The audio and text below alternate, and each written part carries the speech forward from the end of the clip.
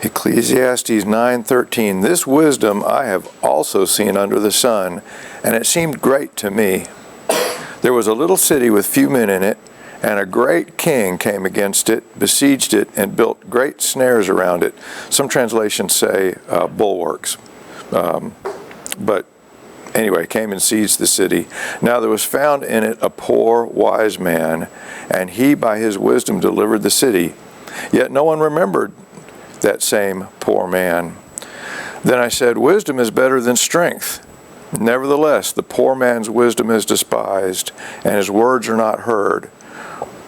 Words of the wise, spoken quietly, should be heard, rather than the shout of a ruler of fools. Wisdom is better than weapons of war, but one sinner destroys much good. So just a couple of points here. What he's saying is it's better to remain silent and be thoughtful than speak up and live all doubt. Well, one thing he's certainly saying is that, again, he said it so many different ways, life isn't fair, and the world tends to look at somebody and determine the value of what's coming out of their mouth by how famous they are, or how wealthy they are, or how popular they are. But he's making the point that we should value wisdom on the basis of whether or not it's wise, but we tend to place more value on words that come from somebody who, for whatever reason, is not poor. We tend to discredit the words of someone who's poor, somebody who's been to jail, somebody who's in jail, someone who's not dressed nicely, someone who doesn't have a particularly good job, and I don't know if it's just because we assume that if a person is poor, they must not be very smart, or if it's that we assume if somebody were truly wise, then they'd be wealthy. I don't know what that association is. I think, unfortunately, a lot of it is just that much of the world just tends to cling to and go after and put on a pedestal those who are prominent, those who are, and I know there are a lot of really, really, really, really intelligent people in the world, a lot of really, really wise people in the world, and y'all don't have I don't have a television, but I do have a phone, and every morning I get up and I click on the weather, and I click on Chrome because they'll have articles about cameras or guitars or something I'm interested in, but the headlines pop up whether I like it or not. And it's appalling to me, but when it comes to, and I don't want to talk about politics, but when it comes to politics, if Oprah says, I'm going to vote for or I endorse Joe Biden, that's headline news. Everybody in the world needs to know who's Oprah's or Taylor Swift. Now, I don't know anything about Taylor Swift. I couldn't name a song she does. I probably wouldn't know her if she walked in the back door here. But I don't know that. But I do know that reporters continue to try to get her to endorse. And my fear is that she'll say, well, I endorse Joe Biden, and that thousands and thousands and thousands and thousands and thousands of young people will vote for Joe Biden because, hey, if that's who Taylor Swift is into, that must be the way to go. No basis whatsoever in their intelligence or their wisdom or anything except the fact that they're popular. So Elon Musk can't sneeze without it being headline news. It has nothing to do with his wisdom or his knowledge.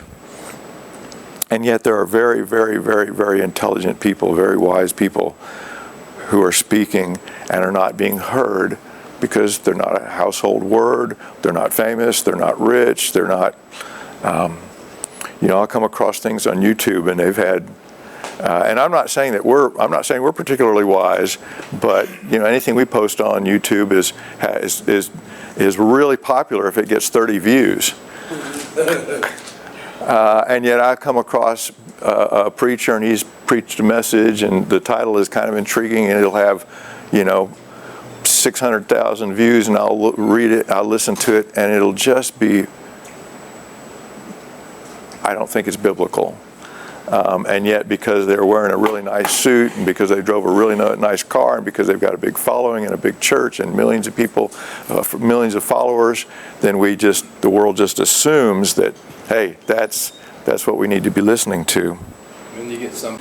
And here again, the basis is, we had poor wise man who saved his community, saved his town, and yet because he was a nobody, he was forgotten afterwards,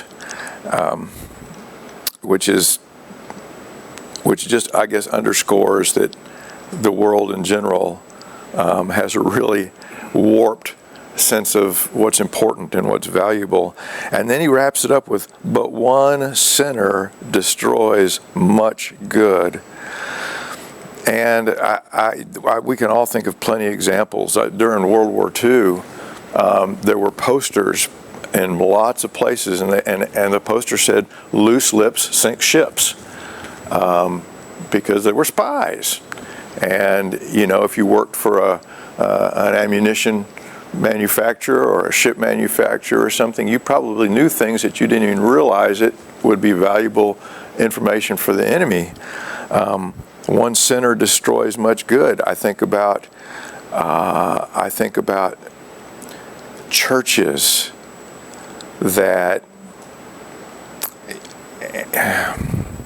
I'll be careful how I say this, but you get a body of believers together, a body of Christians together, and one person can come in and do a lot of damage. The choir director, the associate pastor, the pastor can have an affair and utterly tear, and Satan can use that to just tear a flock apart. One sinner destroys much good. This reminds me of a verse over in Luke 17:1. It is impossible that no offenses should come, but woe to him through who they do come. It would be better for him if a millstone were hung around his neck and that he were thrown into the sea than that he should offend one of these little ones. One sinner destroys much good. We have to be so careful, because if we are not repeating what the Word of God says, if we're not teaching what the Word of God says, if we're not sharing what the Word of God says, then we can very easily be leading people astray. And Jesus says it would be better if we just got drowned in the sea than if we were to lead somebody astray. So we want to be careful not to be that one sinner. Very, very, very, very careful. Very, very, very solid in terms of our doctrine, our understanding of the Word, and being led by the Spirit when we do speak. And he continues this theme into chapter 10. Dead flies putrefy the perfumer's ointment and cause it to give off a foul odor. So does a little folly to one respected for wisdom and honor. I worked for Texas Parks and Wildlife Department for 30 years, and I worked in a particular program where mistakes could be very, very, very, very costly. And we kind of had a saying in our branch that you can do 99 right things and one wrong thing, and you will be remembered for the one wrong thing you did. I think in summary, there's really two things, and I think we're all kind of saying the same things. One is we do need to be filled by the Spirit and led by the Spirit.